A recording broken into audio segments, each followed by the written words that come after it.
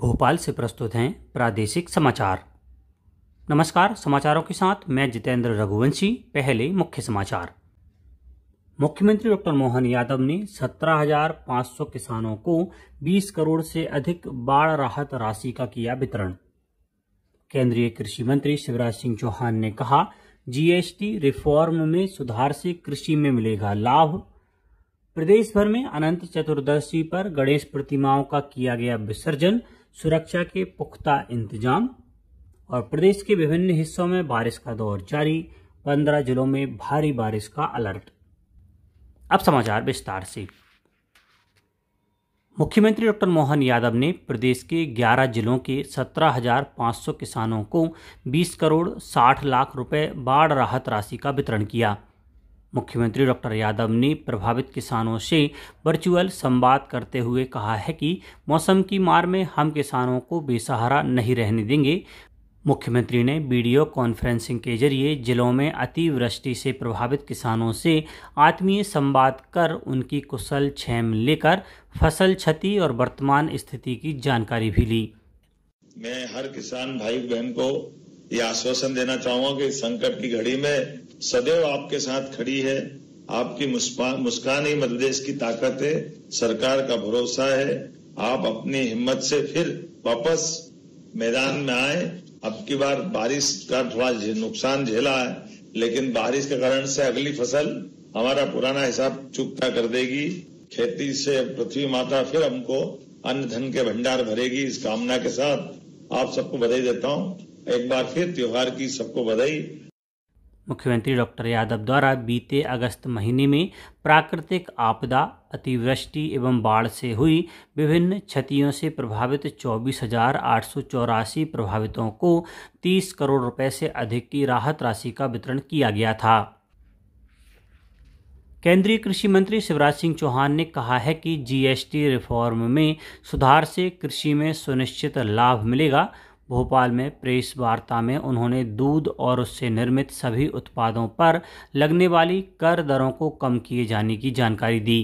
केंद्रीय मंत्री ने कहा कि पशुपालक, आजीविका एवं घरेलू ग्रामीण महिला दीदियों को लखपति दीदी बनाने का सुनहरा अवसर भी प्राप्त होगा। उन्होंने कहा कि कृषि संबंधी उपकरणों एवं उत्पादों पर लगाई जा रही जीएसटी को घटाकर 5% किया जाना किसानों के हित में लाभकारी सौगात है। मक्खन, घी, इन पर भी जीएसटी कम की गई है, तो निश्चित तौर पर ये स्वदेशी उत्पाद ज्यादा बिकना प्रारंभ होंगे। दूध के डिब्बों पर भी जीएसटी घटाई गई है, उसका लाभ भी डेयरी क्षेत्र को मिलेगा।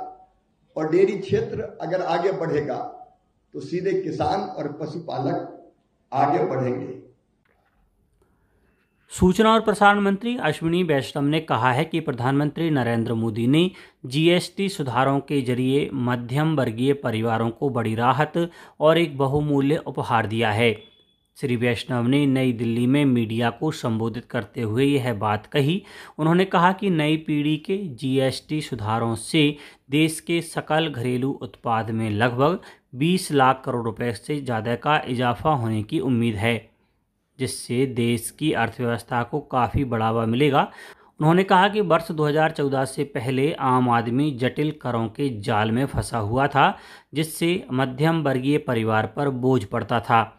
श्री वैष्णव ने कहा कि प्रधानमंत्री ने मध्यम वर्गीय परिवारों को एक बहुत बड़ी राहत दी है।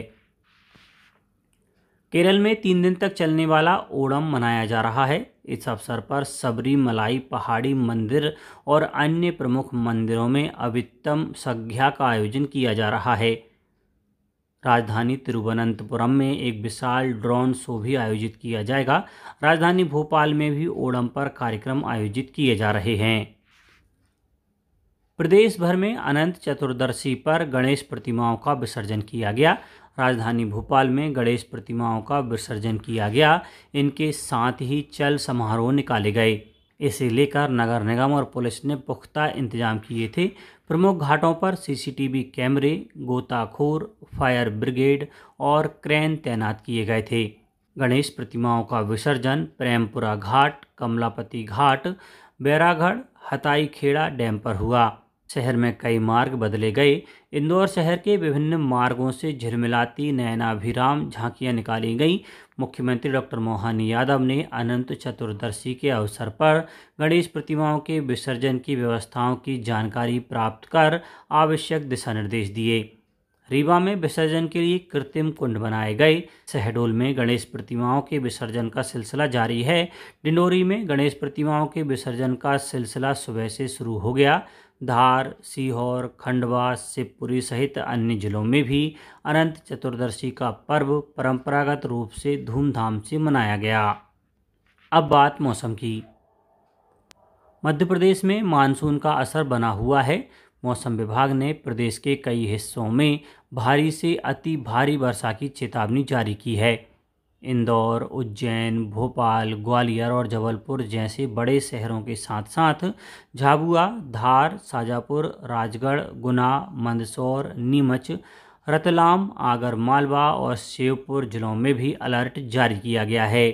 लगातार तेज बारिश के कारण कई जिलों में जनजीवन अस्त व्यस्त हो गया है। सड़कें और बाजार जलमग्न हैं। कई गांवों का संपर्क टूटा हुआ है और प्रशासन को लगातार रेस्क्यू ऑपरेशन चलाना पड़ रहा है। मौसम विभाग के अनुसार अगले 2 दिन तक बारिश का यही सिलसिला जारी रहेगा।